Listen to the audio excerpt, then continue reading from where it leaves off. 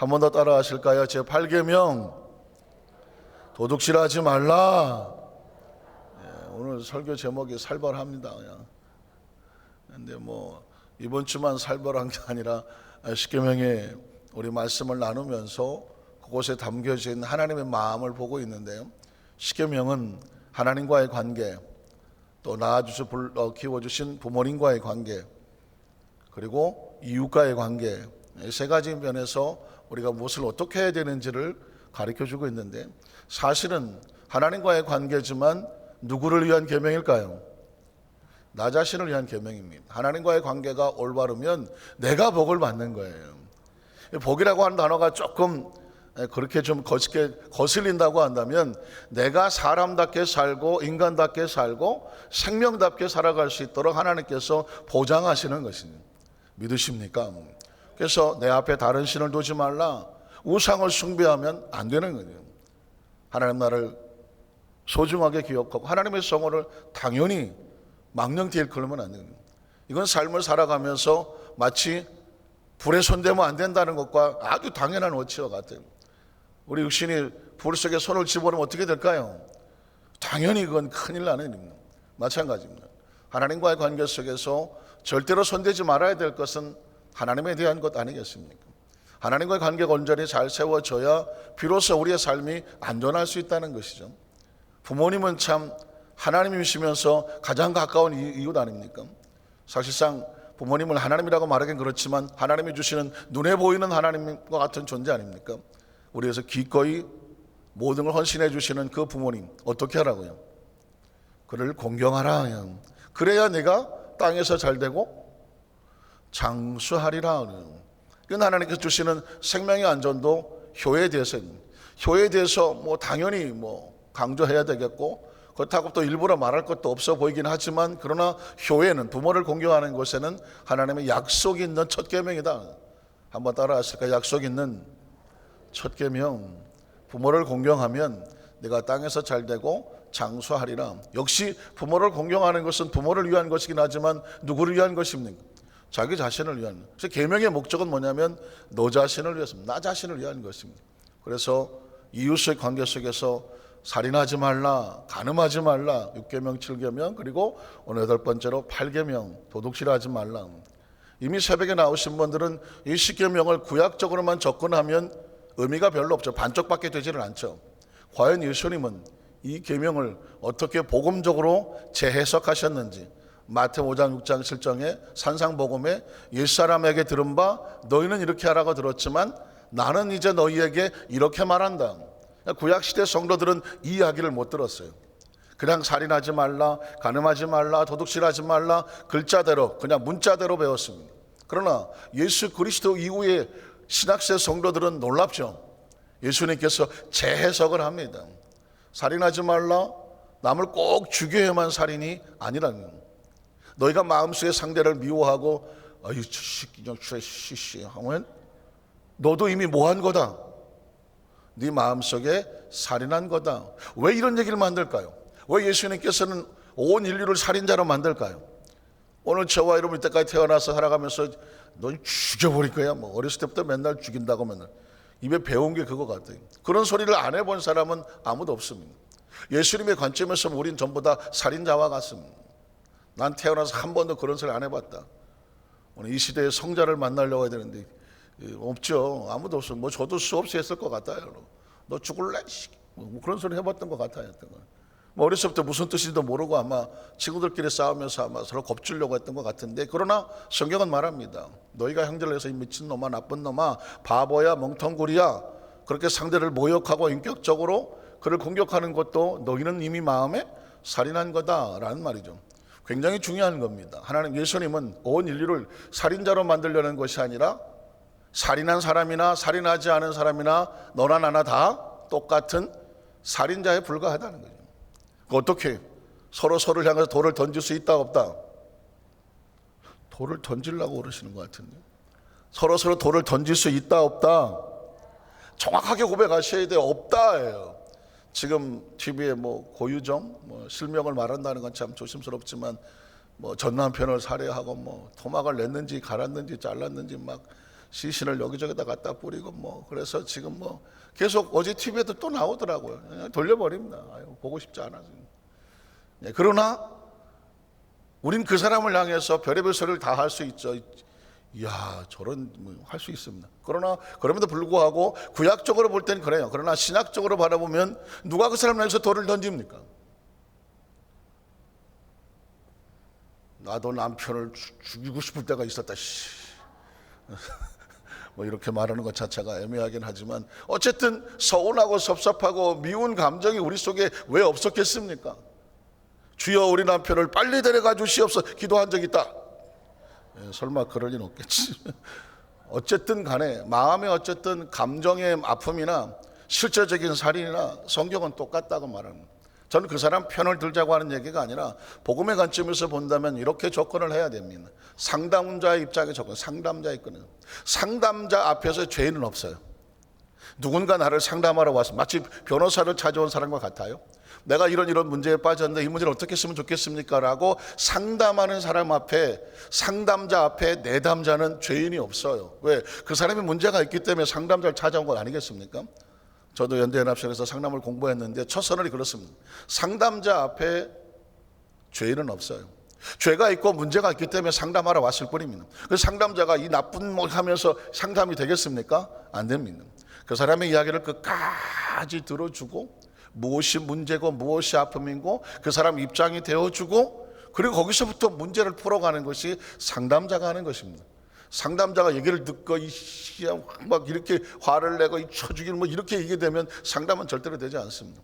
예수님을 찾아왔던 사람들은 다 살인자여, 죄인이여, 음란한 자여, 도둑질한 자여, 다 죄인들이었습니다. 예수님께서 그들을 비판하고 정죄하고 돌로 쳐서 죽이고 쫓아버렸나요? 아닙니다. 나는 의인을 데리러 온 것이 아닙니다. 죄인을 데리러 왔습니다. 살인한 자, 간음한 자, 도둑질한 자, 진짜 온갖 죄를 다 뒤집어 쓴 그런 사람이라도 나는 상담자 입장으로, 예수님은 상담자 입장에 오셔서 그를 만나셨습니다.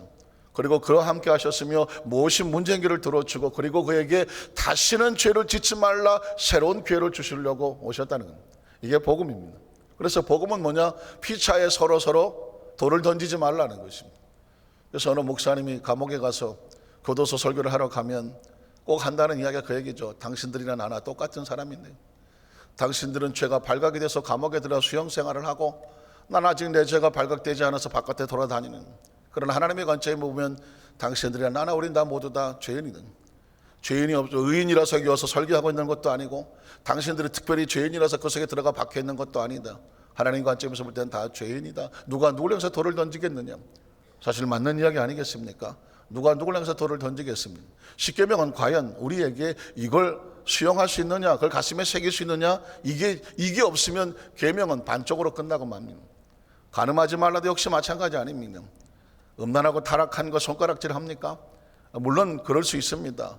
그래서는 안 되는 거겠죠. 그러나 예수님의 관점에서 볼 때 너는 어떠냐고 묻거든요. 너는 여인을 보고 남자를 보고 마음에 음욕을 품은 적이 없느냐라고 묻는 것입니다. 우리가 자라는 과정 속에서 왜 그런 일이 없었겠습니까? 그렇다고 한다면 너도 음란한 자다, 너도 간음한 자야. 그러면 누가 누굴 향해서 돌을 던지겠느냐라고 말하는 거죠. 예수님은 온 인류를 죄인을 만들려고 온 것이 아니라 너희가 피차에 긍휼히 여기고 불쌍히 여겨 줌으로 말미암아 상대를 향해서 돌을 던지는 비판자, 검사, 판사가 되지 말고 변호사가 돼서 긍휼히 여겨주고 다시 시작하시는 길을 모색해봐라. 서로 불쌍히 여주라. 이게 바로 복음의 새로운 재해석입니다. 그런 관점에서 보면 마찬가지겠죠. 도둑질하지 말라도 마찬가지입니다. 어려서부터 지금까지 살면서 뭔가 남의 것을 저거 내가 갖고 싶다라고 마음에 품어보지 않은 사람은 아무도 없습니다.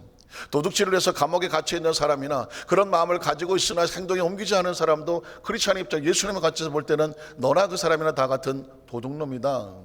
그 얘기는 뭐냐? 우리를 정죄하시는 것이 아닙니다. 그의 입장에 서서 도둑질을 하는 사람이 물론 나쁜 일입니다. 해서는 안 되는 일이죠. 그러나 더 중요한 것은 그를 향해서 돌을 던지는 건 더 나쁜 일이라는 것입니다. 그런 업장이 잘못해서 법의 판단을 받고 수용생활을 하더라도 하는 말이, 흔히 쓰는 말 있지 않습니까? 죄가 나쁘지 사람이 나쁘냐 말하는 말 쓰지 않습니다. 그러니까 죄에 대해서는 반드시 형벌을 가할 것이나 인격 자체에 대해서는 우리가 돌을 던질 수 있는 그럴 자격이 아무도 없다는 것입니다. 그래서 계명은 지금 구약시대 계명을 예수님께서 오셔서 재해석하는 것입니다. 왜냐하면 이걸 재해석해 주지 않으니까 이스라엘 백성들은 아유 저 살인자, 아유 저 나쁜 놈, 아유 저 도둑놈 하면서 서로 다 돌을 던지면서 나는 그렇다라고 자기를 감추는 위선에 빠지게 되거든요. 신앙은 위선이 아닙니다. 있는 대로 들어놓고 너도 당신도 불쌍하고 나도 불쌍하니 어떻게 하느냐, 서로 긍휼히 여겨주면서 함께 돌을 내려놓고 불쌍히 여겨주며 살아가라. 이게 바로 크리스찬의 삶이며 너도 살고 나도 사는 길이라는 것입니다. 자, 이런 관점에 들어가서 보면 계명은 뭐냐? 구약시대의 계명은 마치 어린아이들에게 자유의지를 주지 않았으면, 자유의지, 인간에게 주는 자유의지인데 그 자유의지를 하려면 뭐가 기준이 있어요. 기준이 있어야 내가 선택하지 않겠습니까? 하나님께서는 무엇을 우리에게 명령하셨나, 그걸 보고 내가 선택을 해야 된단 말이에요. 그래서 선택할 수 있는 기준이 바로 계명이라는 것이죠. 출애굽기 20장 1절로 2절을 한번 볼까요? 하나님이 이 모든 말씀으로 말씀하여 이르시되 나는 너를 애굽 땅 종되었던 집에서 인도하였는데, 하나님 야훼다, 하나님의 정체성을, 하나님의 존재를 드러내시죠. 그런데 그 하나님 말씀에 2절에 뭐라고 말합니까? 말씀하시기를 이 모든 것을 기준이 되는, 이제부터 이제 계명이 선포되기 시작하는 거죠. 신명기 5장 1절 6절도 바로 십계명을 하기 전에 이런 전제 조건을 다는 거죠. 모세가 온 이스라엘 불러 그들에게 이르되 이스라엘아, 오늘 내가 너희의 귀에 말하는 규례와 법도를 듣고 그것을 배우며 지켜 행하라. 너희가 무엇을 선택해야 될지, 어떻게 가야 될지를 갖다가 기준을 삼으라. 배워야 되죠. 지켜야 되고 행해야 되는 것입니다. 자, 그 다음 절을 보면, 그래서 우리 하나님 야훼께서 호렙산에서 우리와 언약을 세우셨습니다. 계명에는 약속이 있습니다. 자, 세우셨나니 이 언약은 야훼께서 우리 조상들과 세우신 것이 아니요 오늘 여기 살아있는 우리 곧 우리와 세우신, 모세 시대 이전에는 계명이 없었습니다. 그러나 모세 시대 이 광야를 지나고 가나안에 들어갈 사람들에게 우리와 세우신 약속이다 라고 말씀합니다. 그리고 그 다음 절에 보면 야훼께서 산 위 불 가운데서 너희와 대면하여 말씀하시며, 직접 말씀하시며 그때 너희가 불을 두려워하여 산에 오르지 못하므로 내가 야훼와 너희 중간에 서서 중보자 역할을 모세가 하고 있는 거죠. 야훼의 말씀을 너희에게 전하였노라. 야훼께서 이르시되 나는 너를 애굽 땅 종되었던 집에서 인도해낸 네 하나님 야훼라. 그러니까 너희를 애시당초부터 건져내고 광야를 가슴에 끌어안고 가나안 땅을 너희에게 주는 하나님인데 너희가 이제는 어떻게 살아야 되느냐? 계명을 지키면, 그 다음부터 이제 십계명이 쭉 기록되고 나오는 것입니다. 자, 그러면 첫 번째로 도둑질한 자를 향한 구약시대의 처벌법을 한번 볼게요. 구약시대는 도둑질하면 어떻게 됐을까요? 출애굽기 22장 1절입니다. 사람이 소나 양을 도둑질하여 잡거나 팔면 그는 소 한 마리에 소 다섯 배로 갚는 거죠. 양 한 마리, 양은 네 마리로 갚을지니라. 자, 도둑질을 하면 그 사람에 대해서 형벌을 가하는 거죠. 한 마리를 소를 훔쳤으면 5마리를 갚고 양을 훔쳤으면 4마리를 갚아라. 철저한 보복이죠. 보복에 대한 형벌의 대가를 치르게 되는 것입니다. 2절로 4절에 보면 도둑이 뚫고 들어오는 것을 보고 그를 쳐 죽이면, 도둑이 정당방위니까 피 흘린 죄가 없으나 해 돋은 후에는 피 흘린 자가 있으나, 분명히 도둑인 줄을 알고 일부러 죽였기 때문에 그 죄가 있을 것이며 도둑은 반드시 배상할 것이나 배상할 것이 없으면 그 몸을 팔아서라도 그 도둑질한 것을 배상할 것이요 도둑질한 것이 살아 그의 손에 있으면 소나 나귀나 양을 막론하고 갑절을 배상하라고 말합니다. 자, 5절 6절을 보면 사람이 밭에서나 포도원에서 짐승을 먹이다가 자기 짐승을 놓아 남의 밭에 먹기, 역시 짐승이 도둑질한 것과 마찬가지죠.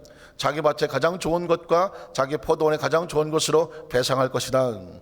불이 나서 가시나무에 댕겨 낯가리나 거두지 못한 곡식이나 밭을 태우면 불 놓은 자가 반드시 배상할 거든. 아주 상세하게 조목조목을 가리켜서 다른 사람의 생명의 손해를 입히거나 재산의 손해를 입히거나 의도적이거나 의도적이 않거나 어떤 일이 벌어지더라도 반드시 배상하라고 말하고 있습니다. 이 이야기는 뭘까요? 마치 어린아이에게 길을 건너갈 때 손들고 건너가라. 그러므로 인하여 차가 그걸 보고 서게하고 너 자신을 보호하는 것 같던. 엊그저께도 우리 장로님하고 차를 타고 가는데 아빠하고, 아빠인지 할아버지인지 아주 꼬마가인데 꼬마가 하는 거예요. 그런데 끝까지 내가 좀 할아버지인지 아빠인지 하여튼 간에 야 빨리 와 빨리 와. 그게 얼마나 보기 이쁘고 정말 얘는 꿋꿋이 가는 겁니다. 배운 대로 하는 거예요. 아빠는 야 좀 빨리빨리 와. 빨리빨리 오기는 자기가 살겠다고 이러고 가는데 사실은 마찬가지거든요. 하나님께서 이스라엘 백성들에게 조목조목 마치 어린아이 가르치듯이 도둑질, 이런 도둑질하면 안 돼, 이런 도둑질하면 안 돼, 이런 도둑질하면 조목조목 다 갚아야 돼 라고 가르치는 것입니다. 자, 아까 말씀드렸지만 계명이란 뭐냐? 누구를 위한 것입니까? 하나님의 자녀가 살아갈 길이니까 하나님의 나라를 위해서 필요한 거죠. 자, 그리고 다른 사람을 절대 죽이거나 도둑질하면 안 되니까 다른 사람, 이웃을 향한 것이죠. 그리고 누구를 위한 것입니까? 정작 자기를 위한 것이죠. 어린아이가 왜 이렇게 하고 갑니까? 누구를 위해서 이렇게 갑니까? 물론 차가 보면서 어린아이가 손들고 가니까 당연히 차를 위한 것이기도 하죠. 그러나 자기 자신을 위한 겁니다. 마찬가지입니다. 하나님께서 우리에게 주시는 모든 계명이나 뭐 말씀이든 뭐든 우리를 힘들려고 하는 게 아니에요. 우리를 살리려고 하는 것입니다. 그리고 나만 사는 건 축복이 아니야. 이웃과 더불어 같이 살아야 돼. 안전하게 살아야 돼. 그게 곧 하나님의 나라를 위한 것이고 하나님의 백성은 그렇게 살아야 된다는 것입니다. 어른이 되면 그 아버지인지 할아버지는 안 들고 가더라고요. 어른이 손 들고 가는 건 난 아직도 손 들고 다닌다. 길 건널 때. 근데 손 들 때도 있어요. 저 차가 갑자기 저기 안 쓸 것 같아 막 이러고 달려오는 차도 가끔 있어요. 그럼 어떻게 해야 돼요? 이러고 가야 돼요. 아니면 내가 지금 사사이를 막 가야 돼. 사사이를 막 가야 되는데 얘가 급해. 그럴 때는 어쩔 수 없이 좀 서달라고 이러고 양해를 구하면서 손을 들 때도 없지는 않아요. 어쨌거나 이런 건 뭐냐면 서로를 위한 거죠. 나를 위한 것이고 상대를 위한 것입니다. 그래서 계명이란 아주 어린 이걸 내가 10계명을 다 지켜야 되나? 예수 믿는 거 그렇게 복잡해? 라고 말할 수 있을지 모르지만 삶을 살아가는데 하나님께서 우리를 안전하게 하는 가장 기본적인 축복의 원칙이 바로 계명이라는 것입니다. 자, 그러면 성경에 보면 물질적인 도둑질 말고 영적인 도둑질도 있어요. 성경에 그런 단어가 나옵니다. 두 번째로 신앙 안에서 하나님의 것을 도둑질하지 말라라는 단어가 나오죠. 말라기 3장 7절로 8절에 보면 하나님께서 이스라엘 백성을 향하여서 굉장히 화가 나셨어요. 때로 성경은 위로와 소망의 말씀이 있지만 하나님의 분노가 기록되기도 합니다. 하나님의 분노가 무엇 때문에 분노하셨을까요? 만군의 야훼가 이르노라 너희 조상들의 날로부터 너희가 나의 규례를 떠나 지키지 않았다는 거예요. 나의 규례를 떠나 지키지 않았다. 화가 나신 거죠. 그럼 뭐라고 말할까요? 그런즉 내게로 돌아오라.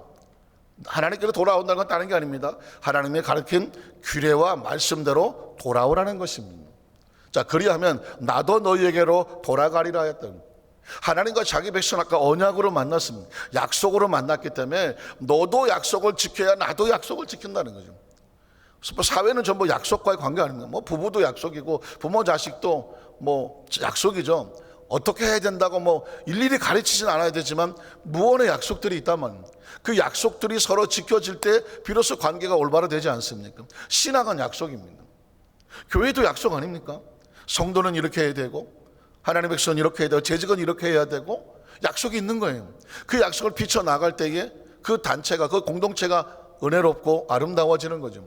그 약속을 지키는 한 사람, 약속을 어기는 한 사람만 나와서 막 교구나 지역에서 막 휘젓고 다니기 시작하면 막 세상에서 하던 대로 막 쌍욕을 하고 막 성질을 부리고 막 소리를 지르고 막 이러면서 막 휘저어놓으면 구역이든 지역이든 교구든 교회도 굉장히 문제거리가 되지 않겠습니까? 사실은 피차 하나님의 자녀로서 서로를 지키며 보호하겠다는 약속이 되어 있겠죠. 하나님과 자녀들의 약속이 있고 서로 공동체 약속이 있는 것이죠. 하나님은 마찬가지입니다. 너희가 나하고 약속을 지켜야지. 너희가 약속을 지키지 아니하니 왜 너희가 나갔느냐라고 말해요. 약속을 지키지 않으면 나간 것과 같아요. 그러니까 어떻게 해요? 다시 돌아온다는 건 뭐예요? 약속으로 돌아오는 것입니다. 그러면 나도 너희에게 약속으로 돌아갈 거라는 것이죠. 자, 그 다음 절에 보면 뭐라고 말합니까? 너희가 이르기를 우리가 어떻게 하여 돌아가리까 라는도다. 사람이 어찌 하나님의 것을 도둑질이라는 단어가 나오죠. 10계명이 분명히 8계명에 도둑질하지 말라라고 말했단 말이죠. 여기서 말하는 도둑질은 사람과의 관계에서의 도둑질이 있는데 성경에 보니까 하나님의 것에 대한 도둑질이라는 단어가 나와요. 도둑질하겠느냐? 그러나 너희는 나의 것을 도둑질하고도 말하기를 우리가 어떻게 주의 것을 도둑질하였습니까? 라고 전혀 모른다고 말을 합니다. 이는 곧 11조와 봉헌물이든 하나님께 예배하는 자는 아브라함 이후로부터 단을 쌓을 때마다 빈손으로 단을 쌓지 않았습니다. 양을 잡든 뭐 소를 잡든 아니면 하다못해 비둘기를 잡든 아니면 너무 어리면 곡식을 갖다가 태우든 해서 11조와 봉헌물이 있었다는 것이죠. 그런데 하나님께 나오는 이스라엘 백성이 어느 날부턴가 10의 1조를 잃어버리고 봉헌물을 드리지를 않습니다. 더 이상 감사하지 않습니다. 더 이상 예물을 드리지 않습니다. 더 이상 하나님께 드려지는 것에 대해서 마음을 쓰지 않습니다. 이유는 뭘까요? 자기 중심적이죠. 그러니까 내가 하고 싶은 대로 하기 때문에 그렇습니다. 어떻게 됐을까요? 그 다음 절에 보면 9절로 이렇게 말합니다. 너희 곧 온 나라가 나의 것을 도둑질하였으면 너희가 저주를 받아. 약속이라는 거예요. 11조는 약속과 같아서, 11조는 봉헌물은 약속과 같아서 하나님의 축복이 있는가 하면 그것을 놓아버리면 안타까운 단어지만 저주를 받으니라고 나옵니다. 그러니까 11조는 약속인데 약속은 축복이기도 하지만 깨지면 저주라는 것이죠. 저주를 받았느니라. 그래서 그 다음 절에 보면 만군의 야훼가 이르노라 너희의 온전한 11조라는 표현을 쓰죠. 너희 온전한 11조는 단어를 물질로 보면 되지 않습니다. 약속으로 봐야 됩니다. 그리고 헌물과 봉헌과 감사의 마음으로 보아야 되죠. 11조를 창고에 들여서 나의 집에 양식이 있게 하고, 그것은 나를 시험하여 테스트하는 거죠. 테스트 약속입니다. 시험을 치러서 올라가면 승진하는 것이고 떨어지면 다시 해야 되는, 그러니까 테스트도 약속이죠. 시험하여 내가 하늘문을 열고 너에게 복을 쌀 것이 없도록 붙지 아니하나 보라. 만군의 야훼가 이르노라 내가 너희에서 메뚜기를 금하여 너희 토지 수산을 먹어 없애지 못하게 하며. 왜? 11조의 약속이거든. 너희 밭에 포도나무 열매가 기한 전에 떨어지지 않게 하리다. 약속입니다. 그런데 11조에 담겨진 하나님의 약속이죠. 너희 땅이 아름다워짐으로 모든 이방인들이 너희를 복되다 하리라. 만군의 야훼의 말씀이라는 것입니다. 사랑하는 성도, 그렇습니다. 신약 구약 하지 않습니까? 올드 테스터먼트, 뉴 테스터먼트. 신약은 새로운 약속이고 구약은 예전의 약속입니다.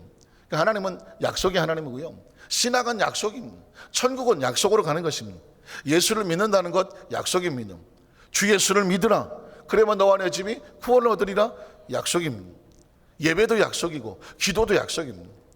그리고 찬양도 약속이고 모든 헌신도 약속입니다. 신앙은 감정이 아닙니다. 하나님은 감정적으로 야 좀 더 마음에 들게 생겼다, 너는 좀 내가 더 주고, 너는 기분 나쁘게 생겼다, 이건 감정이 아닙니다. 신앙은 감정이 아니에요. 기분도 아니에요. 뭐 옛날 말이지만 기마이 뭐 이런 말씀, 기분이 좋아서 내가 한떡 이런 게 아니라니까요. 하나님은 철저하게 약속입니다. 우리가 하나님 말씀을 배우는 이유는 뭘까요? 약속을 배우는 것입니다. 말씀을 마음판에 새기는 이유가 뭘까요? 약속을 새기는 것입니다. 왜 말씀대로 지켜 행할까요? 약속을 지켜 행하면 약속에 따른 하나님의 약속의 축복이기 때문에 그렇습니다. 약속을 더 많이 아는 사람은 약속을 붙잡고 살아갑니다. 약속을 많이 모르는 사람은 내가 뭘 해야 될지를 모릅니다. 어제 수협이 끝나고 어떤 권사님께서 뭐 장로님들하고 우리 교육자들 식사를 대접해 주셨는데 깜짝 놀랐습니다. 이제까지 성경을 22독을 21독을 하고 22독째 하신다고. 큰일 났습니다. 점점 목회하기가 너무 힘듭니다. 22독을 하는 성도가 나오는데 거기다 대고 하나님 말씀을 어떻게 전합니까? 이거 정말. 물론 제가 조커를 하고 싶다면 깜짝 놀랐습니다. 성경을 한 권사님께서 21독, 22독째를 하고 있다는데 그건 그분이 그 말씀을 붙잡고 받을 때마다 읽을 때마다 은혜가 너무 은혜를 받기 때문에 계속 시간 난 대로 말씀을 붙잡고 20독, 21독, 22독을 하고 있다는 것입니다. 사랑하는 성도 여러분, 이게 만약 행위라고 하면은 위선이 돼버리죠. 구약이 돼버리죠. 아, 그분 나 22독 했어. 이렇게 돼버리면 자기 의를 드러내는 거죠. 그러나 의를 드러내는 것이 아닙니다. 여전히 지금 21번을 성경을 통독을 하고 22독을 읽어도 여전히 지하철에서 성경을 읽으면서 눈물을 흘리고 온다는 것입니다. 이건 은혜가 은총이죠. 그건 뭘까요? 약속을 믿기 때문에 그런 겁니다. 이 이야기는 여러분도 22독을 하셔 이런 얘기가 아닙니다. 그런 얘기가 아닙니다. 하나님의 약속을 마음판에 새기기를 기뻐하고 즐거워하며 그것을 위한 땀 흘리는 헌신과 노력도 필요하다라고 말씀을 드린 것입니다. 말씀을 정리하기를 원합니다. 다윗은 이런 고백을 하죠. 주의 말씀은 내 발의 등이요 내 길의 빛입니다. 약속을 믿고 가는 것이 빛이고 등인 거예요. 또 하나님의 말씀은 송이꿀처럼 따라서 그 맛이 너무 기묘하다고 말씀을 했습니다. 계명 하나하나에 담겨진 하나님의 약속의 말씀은 하나님의 마음입니다. 오늘 하루도, 아니 매 순간마다 하나님 말씀은 오늘만 필요한 말씀이 아니거든요. 약속이기 때문에 평생에 이 말씀이 8계명이 이제껏 했던 그 모든 계명이 저와 여러분을 지키고 보호하고 그 약속의 축복일로 인도하시기를 주님의 이름으로 축원합니다.